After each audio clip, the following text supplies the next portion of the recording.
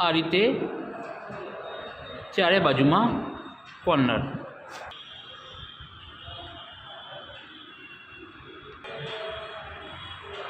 एक साथ बधी एंगल मार्किंग कर देवानी। आ रीते बे बाजू में सेल्फ लगाई देवानी एंगल में।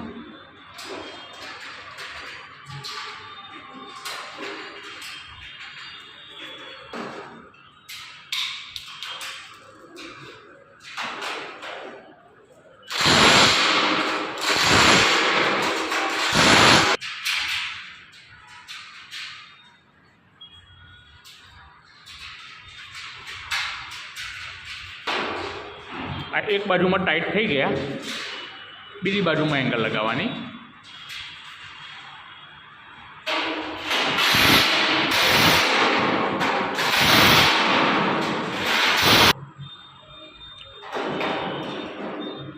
आ रीते बंने बाजू शूज लगाई देवाना। पलटाओ आ रीते घोड़ो पलटाई देवानो, बंने बाजू में एंगल मूकी लगाई देवानुं। रेक तैयार थी गयो। आ रेक ऊभो थयो लेवल में नहीं तो लेवल करवानुं। नीचे पग मूकवानो, ए बाजू झूकेलो ए बाजूनो भाग खेंचवानो। आम